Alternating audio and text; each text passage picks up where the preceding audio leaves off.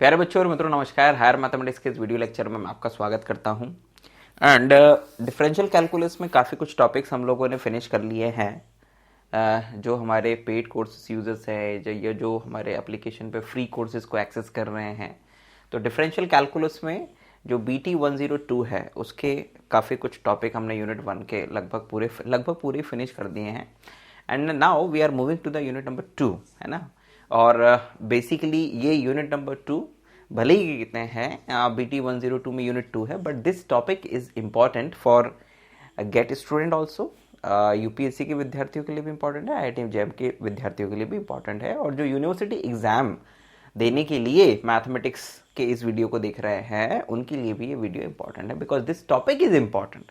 Mathematics में topic wise पढ़ाई की जाती है, ठीक है ना। आपने ये वीडियो किसके लिए बनाया, ये किसके लिए बनाया, that is not very very important, ठीक है विद्यार्थियों। सो ये जो टॉपिक है बच्चों, कौन सा टॉपिक, ये डेफिनेट इंटीग्रल में यूजी जो कोर्सेज होते हैं, बेसिकली अंडर ग्रेजुएशन कोर्सेज जैसे BTech BSc एंड सो दूसरे कोर्सेज होते हैं, उनमें ये डेफिनेट इंटीग्रल में घुसने का पहला टॉपिक है ना, एंड इम्पॉर्टेंट टॉपिक है ये। Now what is the topic? The topic is definite integral as a limit of sum. ये हमारा आज का पहला टॉपिक है, और इसी के साथ ही हम लोग पढ़ने वाले हैं application of definite integral in summation of series. ध्यान दीजिएगा कि ये जो टॉपिक है बेसिकली इसको हम लोग 12th में भी पढ़ते हैं, ठीक है ना। आप चाहें तो जो एप्लीकेशन में 12th के वीडियोस हैं उसमें डेफिनेट इंटीग्रल वाले पार्ट में जाना, और वहाँ पे जो डेफिनेट इंटीग्रल के पहले वीडियोस हों, पहले या दूसरा वीडियो, उसमें जाके देखना, तो आपको ये वाला जो टॉपिक है वो बहुत मिल जाएगा, काफ़ी क्वेश्चंस मिल जाएंगे बेसिकली। तो यहाँ पर हम केवल उसका इंट्रोडक्शन लेने वाले हैं कि होता क्या है। क्या होता है कि टॉपिक का जो नाम होता है उस नाम की समझ भी होना एक बड़ी उपलब्धि होती है विद्यार्थियों के लिए, खासकर विज्ञान के विद्यार्थियों के लिए। आप क्या पढ़ रहे हो अगर आपको ये नहीं पता है तो ये एक अच्छी बात नहीं है, राइट। सो इस नाम का पहले मीनिंग समझते हैं कि why we called it definite integral as a limit of sum. देखो बच्चों, जो कक्षा 12वीं में हम लोगों ने डेफिनेट इंटीग्रल की डेफिनेशन पढ़ी है कि यदि हमारे पास में कोई इंटीग्रल है, suppose that we have integral integration a to b fx dx, ठीक है।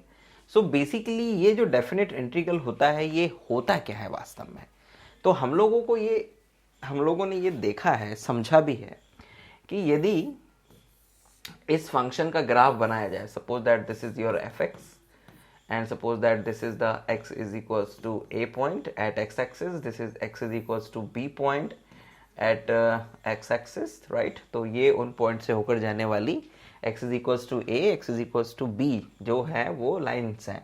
सो ये जो fx इन दोनों ऑर्डिनेट्स और ये जो x-axis होता है, इनसे बाउंडेड जो एरिया होता है वो इस डेफिनेट इंटीग्रल की क्या होती है, वैल्यू होती है।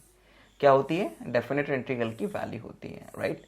यानी कि जो ये आंसर आने वाला है ना आपका, ये वाला, इस डेफिनेट इंटीग्रल का जो भी आंसर आने वाला है बेसिकली वो ये एरिया आने वाला है, और एरिया आंसर के रूप में आने वाला है, इसीलिए एक मीनिंगफुल आंसर होता है डेफिनेट इंटीग्रल का।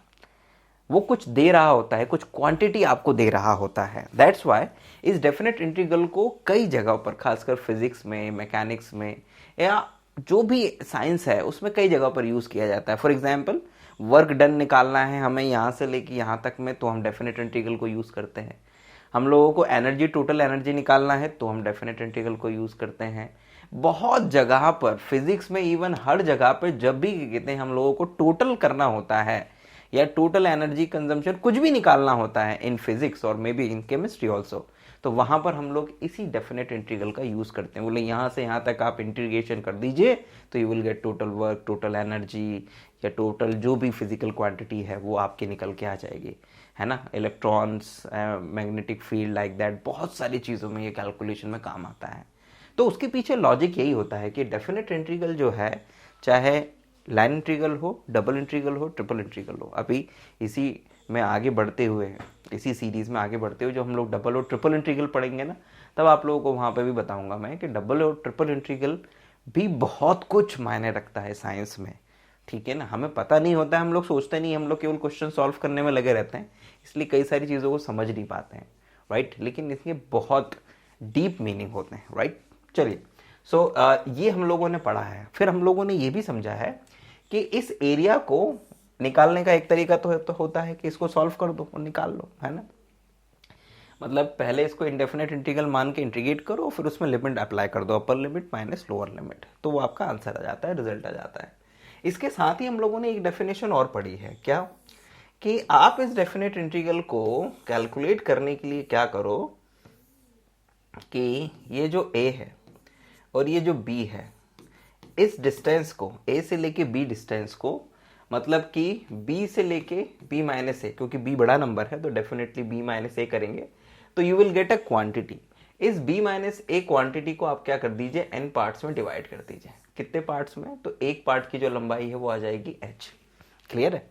सो आप इसको, इस पॉइंट को ले लीजिए a, इस पॉइंट को ले लीजिए a प्लस एच, इस पॉइंट को ले लीजिए a प्लस 2h, और ऐसे बढ़ते बढ़ते ये वाला जो पॉइंट आएगा, ये वाला पॉइंट आएगा a plus n minus 1h, ठीक है ना, ये आएगा।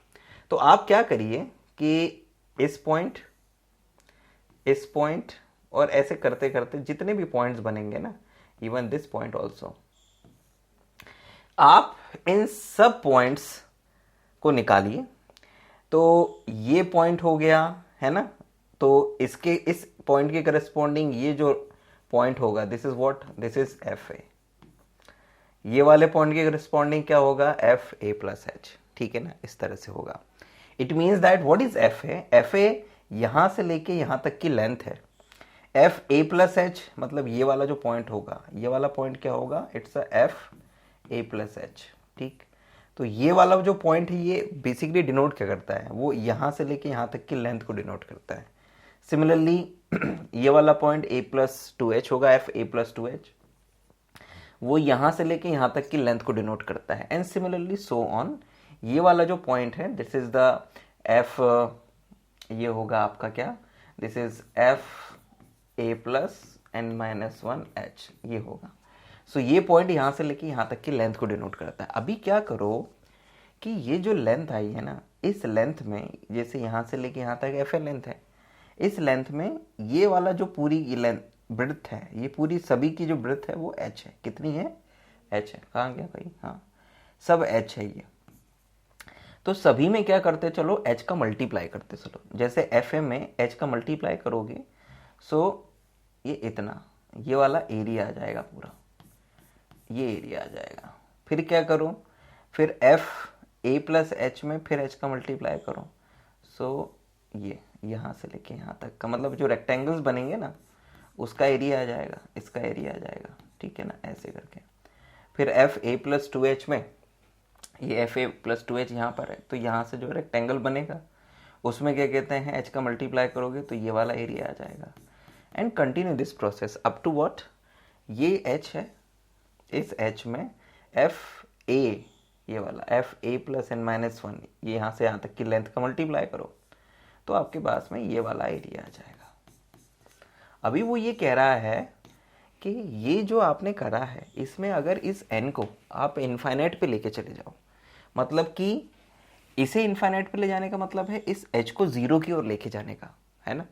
तो n को इनफाइनाइट और h जीरो होने लगे, उस केस में जब आप इस एरिया को कैलकुलेट करोगे तो that area is equals to the value given by that integral. Clear है। तो इंटीग्रल को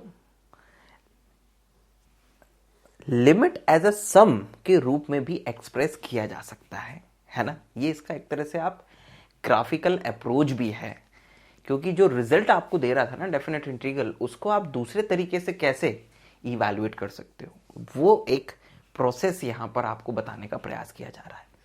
तो इट मीन्स दैट कि इस प्रोसेस से अगर जाएंगे तो इस इंटीग्रल की जो वैल्यू है, सो अब ध्यान से समझिएगा कि इस डेफिनेट इंटीग्रल को हम क्या लिख सकते हैं। हम इसको लिख सकते हैं, जो मैंने आपको समझाया पहले वो बताता हूं।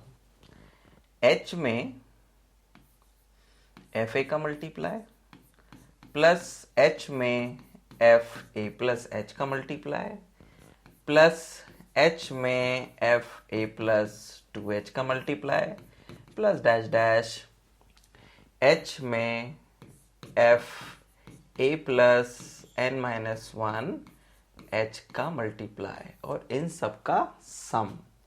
और इस सम में क्या करना है विद्यार्थियों, इस सम में n टेंस टू इनफाइनाइट लेके जाना है। तो when limit n tending to infinite, और यू कैन से दैट इसको n टेंडिंग टू इनफाइनाइट को आप h टेंडिंग टू जीरो भी लिख सकते हैं, दोनों केस आपको मिलते हैं, ठीक है ना। सो ये जो लिमिट है, इस लिमिट में अगर आप n टेंडिंग टू, सॉरी ये जो सम है, इस सम की अगर आप limit n tending to infinite करते हैं, then that sum represent the value of that integral. इसीलिए definite integral as a limit of sum word justify होता है। क्यों हम इस स्टेटमेंट का यूज करते हैं, ये उसके पीछे का लॉजिक है। तो दैट वाई इस स्टेटमेंट को आप, ये जो राइट साइड है इसको आप ऐसे भी लिख सकते हो, और you can say that limit h tending to zero h f a plus h, इसमें से h कॉमन ले लेते हैं, वो ज़्यादा बेटर होगा।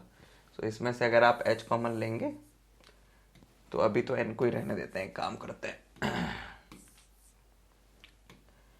आप इसको ऐसे भी लिख सकते हो, limit n tending to infinite, h को कॉमन ले लिया and it is f a plus f a plus h plus f a plus 2h and plus dash dash plus f a plus n minus one h and so on, है ना। h common ले लिया तो ये हो गया। अब अगर इसी चीज को आप सम के रूप में लिख दो, किसके रूप में लिख दो, सम के रूप में। So what you can write here, limit n tending to infinite, ठीक है, h को ऐसे रहने दो, समेशन। अब समेशन में आपको ये ध्यान रखना पड़ता है कि कौन सी चीज बदल रही है। तो कौन सी चीज बदल रही है, a plus h, a plus 2h, a plus 3h। तो देखो h तो आ रहा है, लेकिन उसके साथ जो कोफिशिएंट है h का, वो बदल रहा है। इट मीन्स दैट यहां पर वो कोफिशिएंट 0 है, यहां पर 1 हो गया, यहां पर 2 हो गया, यहां पर n minus one. It means that कि limit r is equals to 0 to r is equals to n minus one तक जा रहा है। और you can write here f a plus R H, आप इसको इस रूप में लिख सकते हैं। इट मीन्स दैट कि आपने एक सीरीज, ये पूरी की पूरी एक सीरीज है विद्यार्थियों, इस सीरीज की लिमिट इज इक्वल्स टू एक डेफिनेट इंटीग्रल है। यही कंसेप्ट देखो, ये जो कंसेप्ट आया ना, यहां से यहां तक जो अपन लोग पहुंचे हैं, अब हमने डेफिनेट इंटीग्रल को लिमिट एज अ मतलब लिमिट एज सम ऑफ,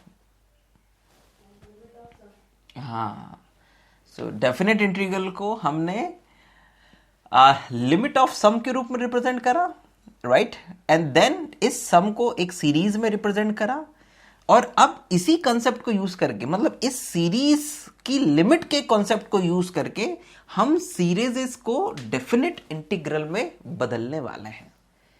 यही application of definite integral in summation of series है विद्यार्थियों। मतलब ये जो अप्रोच आपके पास में आई है, अब इस अप्रोच को आप उन सीरीजेस के ऊपर अप्लाई करोगे जो इस रूप में होंगी, जिन्हें इस रूप में बदला जा सकेगा, एंड देन उन सीरीजेस को आप डेफिनेट इंटीग्रल के रूप में कन्वर्ट करोगे and you will find the value of sum of that series.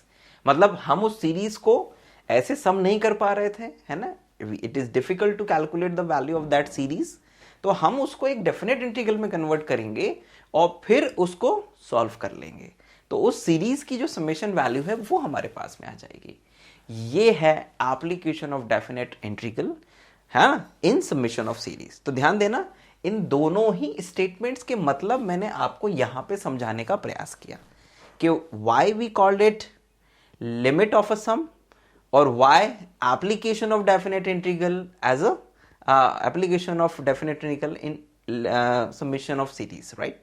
अब आपको ये समझाने का प्रयास करूंगा भाई कि कैसे आप किसी सीरीज को डेफिनेट इंटीग्रल में कन्वर्ट करोगे। क्लियर है? अब वो समझते हैं। नाउ समझिएगा विद्यार्थियों, इस h का रिलेशन बेसिकली यहां से है, where NH is equal to B minus A. मतलब हमने क्या करा था, B माइनस ए वैल्यू को जब n पार्ट्स में डिवाइड करा था तो जो एक पार्ट की लंबाई आई थी वो h था। इट मीन्स दैट के NH is equal to B minus A, right. अब इसमें एक सब्स्टिट्यूशन करो विद्यार्थियों। क्या सब्स्टिट्यूशन करो? हम बेसिकली क्या करने वाले हैं, हम एक केस के रूप में इसको समझेंगे। केस क्या कि if a is equals to 0, b is equals to 1, a is equals to 0, b is equals to 1। अगर a is equals to 0 हो, b is equals to 1 हो, इट मीन दैट कि आप अपर लिमिट और lower limit को fix कर रहे हो, किसकी? इंटीग्रल की। तो ऐसी स्थिति में h क्या हो जाएगा विद्यार्थियों? यहां से h आपके पास में आ जाएगा 1 minus 0 upon n is equals to h। It means that कि h is equals to what? h is equals to 1 upon n, है ना। तो उस केस में ये पूरा का पूरा डेफिनेट इंटीग्रल और ये जो राइट साइड है वो किस रूप में बदल जाएगी? It become, now we have हमें मिलेगा विद्यार्थियों व्हाट? इंटीग्रेशन 0 to 1, है ना, not a to b, it's 0 to 1 fx dx is equals to limit n tending to infinite, h की जगह 1 अपॉन n, और यहाँ पे summation r is equals to 0 to n minus 1 and it is f। e की जगह 0 आ गया है, h की जगह पर आ गया है व्हाट? h की जगह पर आ गया है 1 अपॉन n, तो it's r by n, right. It means that कि अगर ये चेंजेस करते हैं तो जो आपका सीरीज है वो इस रूप में बदल जाएगी जो राइट साइड में आपको दिख रहा है, ठीक है ना। और डेफिनेट इंटीग्रल जो है वो एक 0 to 1 fx dx के रूप में बदल जाएगा। इट मीन्स दैट कि अब अगर आप यहां पर एक कंपैरेटिव स्टडी करें, क्या कि भाई इस सीरीज में ऐसा क्या है जो आपको डेफिनेट इंटीग्रल में लेके जाना है, ठीक है। मतलब कि आप जो भी पहले सीरीज आएगी, ध्यान देना कि अब हम लोग बात कर रहे हैं application of definite integral as a definite integral in summation of series के ऊपर, क्योंकि मेन टॉपिक तुम्हारा यही है। इस जो आपका डेफिनेट इंटीग्रल में जो एप्लीकेशन है इन समेशन ऑफ सीरीज, ये मेन टॉपिक है तुम्हारा, राइट। बाकी जो ऊपर वाले ये वाली जो डेफिनेशन, मेन डेफिनेशन, इससे जो क्वेश्चंस हैं वो तो 12th क्लास में बहुत हो गए हैं अपने, ठीक है ना। हालांकि जब अपन क्वेश्चन वाले सेक्शन में आएंगे सेगमेंट में तो वो भी बता दूंगा मैं एक आध। नाउ अब यहां पर बेसिकली तुम लोगों को कुछ चीजें सीखनी है कि जब भी क्या कहते हैं आप इस फॉर्म में किसी भी क्वेश्चन को कन्वर्ट कर दोगे तो कैसे क्या कहते हैं आप उसको डेफिनेट इंटीग्रल में कन्वर्ट करोगे। यहां पे कुछ चीजें तुम्हें थोड़ा सा ध्यान रखनी होंगी। क्या? यहां पर बेसिकली 1 अपॉन n जो है वो कन्वर्ट होगा dx में। किस में कन्वर्ट होगा? dx में। r बाय n जो है वो कन्वर्ट होगा x में। लिमिट एंड समेशन जो है बच्चों वो कन्वर्ट होगा किस में? इंटीग्रल साइन में। And how you find the limit, है ना, अपर लिमिट और लोअर लिमिट कैसे फाइंड करोगे? सो जो लोअर लिमिट होगी वो ज्यादातर केस में विद्यार्थियों 0 ही आएगी, है ना, लिमिट। लेकिन उसको कैलकुलेट करने का तरीका कुछ ऐसा होता है। क्या? It's a limit n tending to infinite of r by n when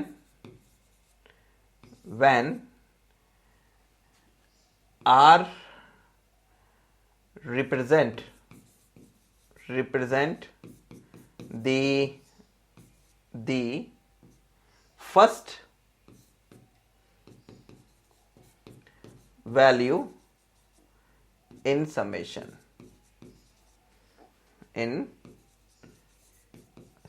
कहने का मतलब यह है कि यहां पे ये जो r है इस समेशन में r की वैल्यू शुरू कहां से हो रही है? वो आर की वैल्यू यहां पर आनी है बच्चों। जैसे सामान्यतः 0 होगी यहां पर आर की वैल्यू, लेकिन कहीं कहीं पर आर की वैल्यू 1 भी होगी कुछ कुछ क्वेश्चंस में। तो लिमिट आर बाय एन की लेना है तुम्हें, लेकिन ये यहां पर आर की जो वैल्यू है वो होनी चाहिए जहां से ये समेशन शुरू हो रहा है विद्यार्थियों, है ना। तो 99.99% केसेस में लोअर लिमिट हमेशा 0 ही आएगी, भले ही आर की वैल्यू 0 हो, 1 हो, 2 हो, व्हाटएवर, क्योंकि n टेंडिंग टू इनफाइनाइट है ना, तो 1 upon infinite is become 0। So lower limit हमेशा मैं ये कहूंगा 0 ही आएगी।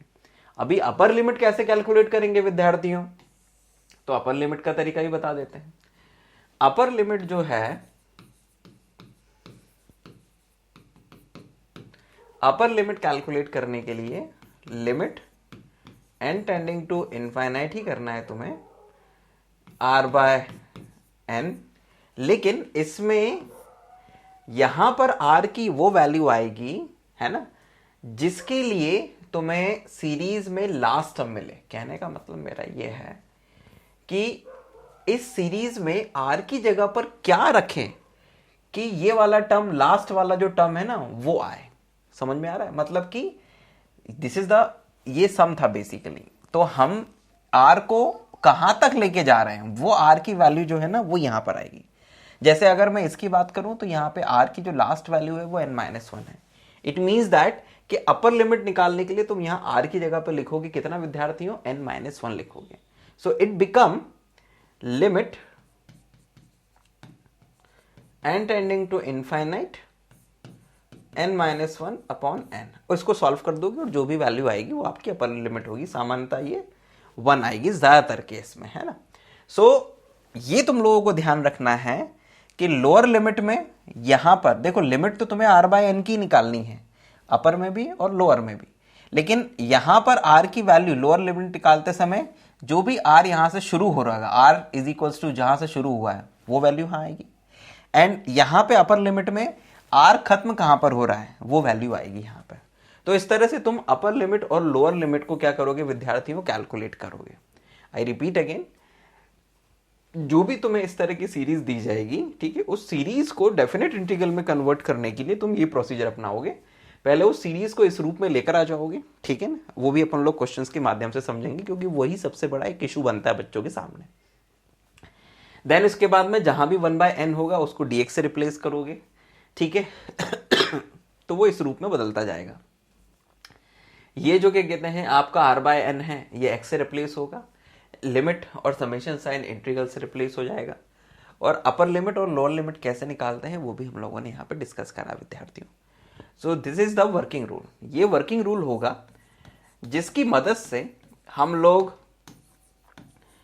किसी भी समेशन ऑफ सीरीज को, ठीक है ना, जो सीरीज होगी उसका जो समेशन होगा, उस समेशन को एक डेफिनेट इंटीग्रल में कन्वर्ट कर देंगे जो 0 से 1 fx dx के रूप में होगा, ठीक है ना, एंड उसको सॉल्व कर लेंगे। तो उससे हमारे पास में जो भी इंटीग्रल की वैल्यू आएगी वास्तव में वो उस सीरीज के समेशन को रिप्रेजेंट करेगी।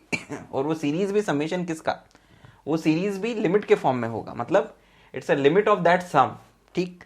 तो ये लिमिट ऑफ दैट सम हम एक इंटीग्रल की मदद से कैलकुलेट करने वाले हैं। ये है पूरा का पूरा काम विद्यार्थियों। आई होप कि क्लियर हुआ होगा, नहीं हुआ हो थोड़ा सा वीडियो रिवाइंड करके देख लेना, है ना। ये वीडियो एक्सक्लूसिवली केवल हमारे एप्लीकेशन पे उपलब्ध होगा। पूरा का पूरा वीडियो, कुछ पार्ट हो सकता है यूट्यूब पर हम लेके आए, लेकिन पूरा वीडियो हम यूट्यूब पे नहीं लेकर आएंगे। हम कुछ इतना बस लेकर आएंगे कि विद्यार्थी वहां से समझ सके, लेकिन डिटेल वीडियो केवल एप्लीकेशन पे उपलब्ध रहेगा विद्यार्थियों, ठीक है। चलिए अब हम लोग और आगे बढ़ते हैं इसमें और कुछ क्वेश्चंस देखते हैं। विद्यार्थियों अब जरा इन दो क्वेश्चंस के ऊपर फोकस करिए। ये फोकस आपको मदद करेंगे इस पूरे के पूरे टॉपिक और इसके क्वेश्चंस को समझने में।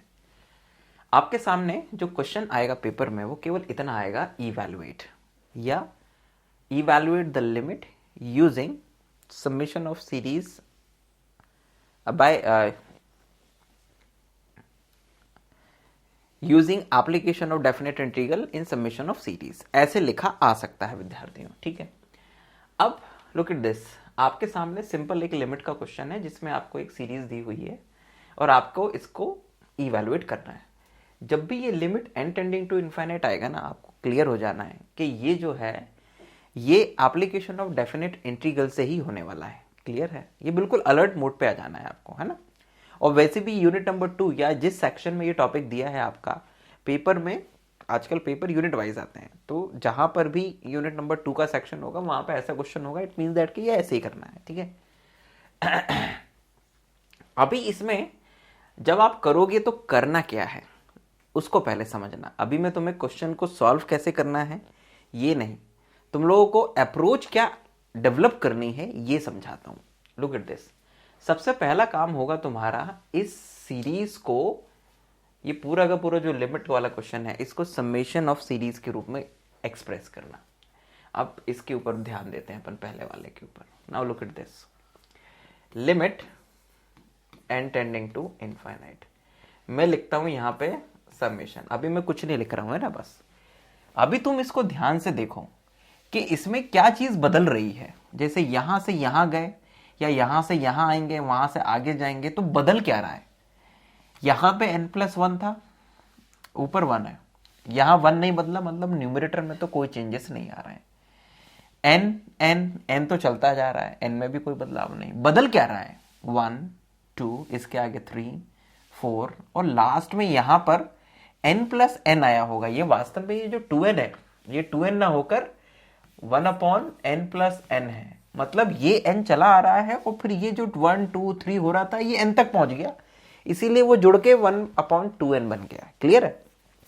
तो इट मींस दैट कि बदल जो रहा है उसको आप रिप्लेस करेंगे r से। तो यू हैव राइट, न्यूमरेटर में कुछ नहीं, n में कोई बदलाव नहीं, बदल क्या रहा है, ये वाला टर्म बदल रहा है, तो उसकी जगह पे आप लिखेंगे r। एंड देन r शुरू कहां से हो रहा है, मतलब ये जो पहला टर्म है इसको लाने के लिए r की वैल्यू मुझे कहां से शुरू करनी पड़ेगी, तो आप लिखेंगे r = 1। जा कहां तक रहा है, तो n तक जा रहा है, तो r = 1 से r = n तक। क्लियर है? तो इट मींस दैट कि आपने इस समेशन, इस क्या कहते हैं, सम को एक सीरीज के रूप में इस तरह से लिख दिया, समेशन के रूप में लिख दिया है। क्लियर है? सो ये this is equals to this one. And now अब इसे डेफिनेट इंटीग्रल में बदलने के लिए तुम्हें कुछ खास काम करना पड़ेगा। क्या? तुम्हें इसमें 1/n टर्म को डेवलप करना पड़ेगा। तो 1/n टर्म कैसे डेवलप होगा, बहुत आसान है। 1/n टर्म और r/n टर्म को डेवलप करना पड़ेगा, क्योंकि यही dx और x में बदलते हैं। तो उसका तरीका क्या रहेगा, इसमें से क्या करो, n कॉमन लो बच्चों। तो जब आप इसमें से n कॉमन लोगे तो ये कुछ ऐसा बदल जाएगा। ठीक है ना, दिस बिकम 1/, ये समेशन r = 1 to n, इसमें से n कॉमन लोगे तो ये 1/n और ये बदल जाएगा आपका, इट्स 1 + r/n। ये कुछ ऐसा बदल जाएगा विद्यार्थियों, है ना, अगर मैं कहूं तो। जैसे नीचे से n कॉमन लोगे तो 1/n बाहर आ जाएगा और यहाँ 1 आ जाएगा, यहाँ r/n।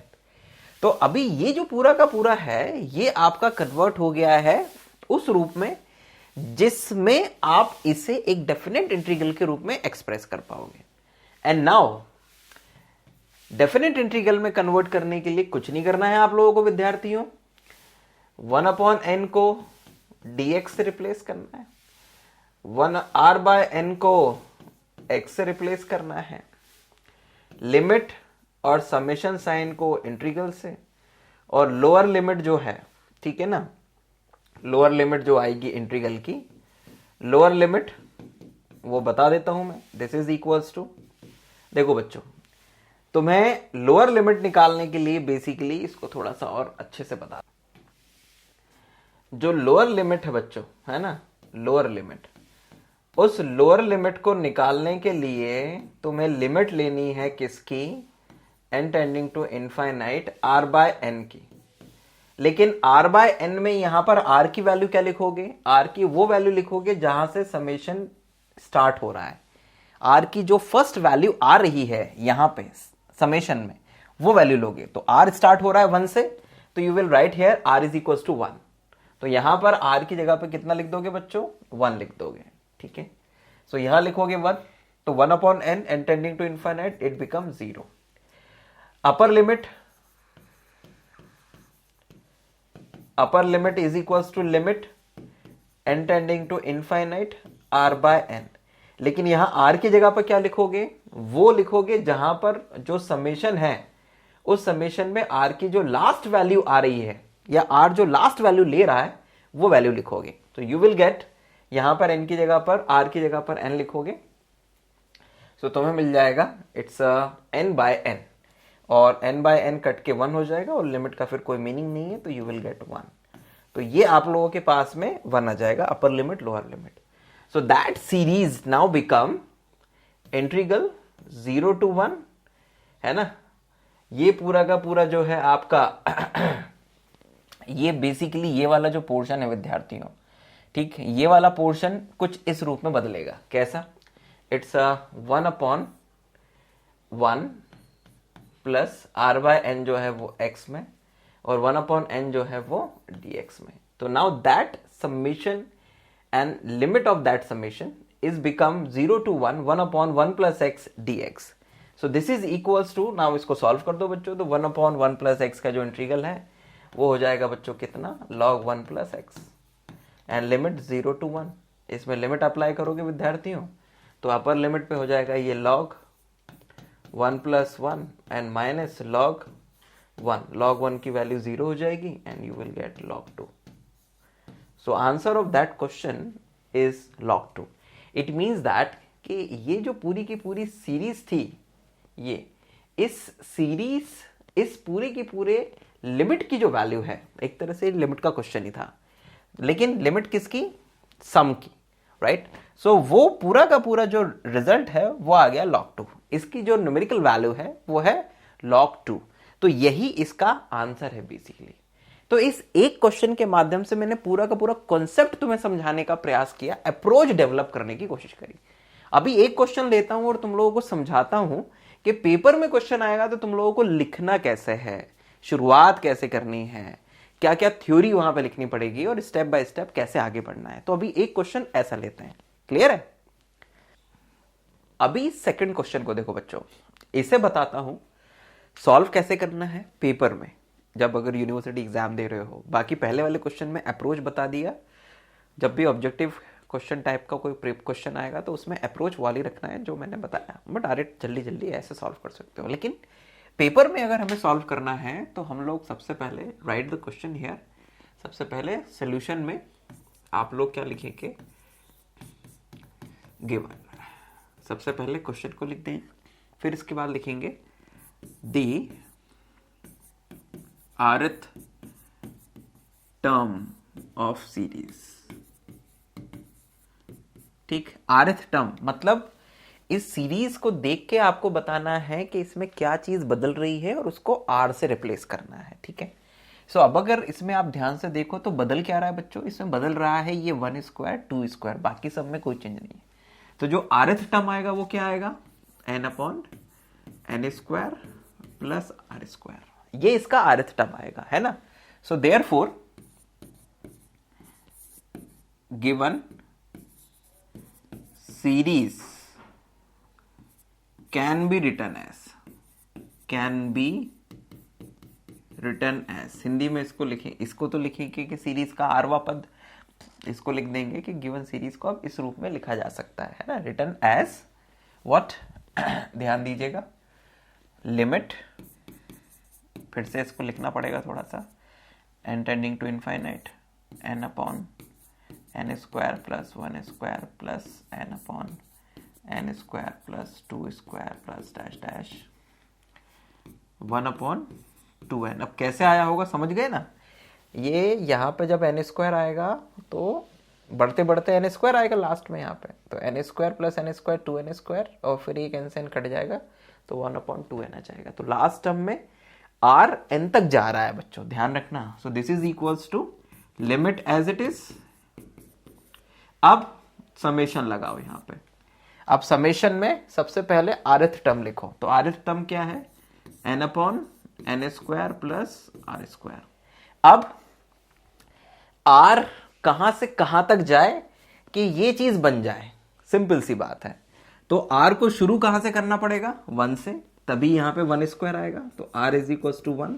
खत्म कहां पे करना पड़ेगा, आर को एन तक लेके जाना पड़ेगा, क्योंकि जैसे ही यहां पर एन लिखेंगे तो ये आपका 1/2n दे देगा। इट मीन्स दैट कि ये लास्ट टर्म आ जाएगा।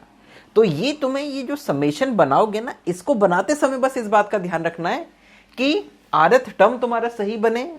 नंबर 2, जो समेशन की वैल्यूज है, स्टार्ट कहां से हो रहा है, आर खत्म कहां पे हो रहा है, वो वैल्यूज सही सही तुम लोग ले लो। दैट इज वेरी इंपॉर्टेंट बच्चों, बिकॉज ये काम अगर हो गया ना तो फिर इसके बाद में कोई नहीं है, फिर वावा है बस, तो हो गया क्वेश्चन सॉल्व। अभी तुम्हारा अगला काम है इसमें से 1/n को डेवलप करना। तो उसके लिए rn² कॉमन ले लो, क्योंकि r/n भी तो बनाना पड़ेगा, ठीक है। और क्योंकि इसमें r² है तो r के नीचे n² को तुम्हें लाना पड़ेगा, r² के नीचे, तो n² ही कॉमन लेंगे अपन। क्वेश्चन सॉल्व ही होता है पहले से ही, तुम्हें बस अप्रोच डेवलप करके उसको उस रूप में ले आना होता है जिसमें एग्जामिनर तुमसे चाहता है, दैट्स ऑल, और कुछ नहीं, ठीक है। This is equals to limit n tending to infinite summation r is equals to 1 to n। n ठीक है, n² तुमने कॉमन लिया तो ब्रैकेट में आ जाएगा 1 प्लस r/n, ठीक, r² n² ब्रैकेट क्लोज, ठीक। एक n से n कट जाएगा और तुम्हारे पास में ये आ जाएगा limit n tending to infinite summation r is equals to 1 to n, and you will write here 1/1 plus r² n², ठीक है। ये इसको ब्रैकेट में लिख दो और 1/n को बाहर लिख दो, है ना, कहीं पे भी लिख दो, वैसे कोई फर्क नहीं पड़ता है, क्योंकि dx हमेशा आप यहाँ लिखिए यहाँ लिखिए कोई फर्क नहीं पड़ता है। सामान्यतः चलन में है कि उसको फंक्शन के बाद में लिखा जाता है और ये आपका फंक्शन की तरह काम कर रहा होता है। सो ये इस रूप में आ गया। अब इसको हम लोग डेफिनेट इंटीग्रल के रूप में कन्वर्ट करेंगे। इसको 1 नाम दे दो, ठीक है। थोड़ा सा ऊपर बढ़ते हैं, जगह बनाते हैं। So now right here, now put 1/n to dx r/n x limit and summation to integral sign and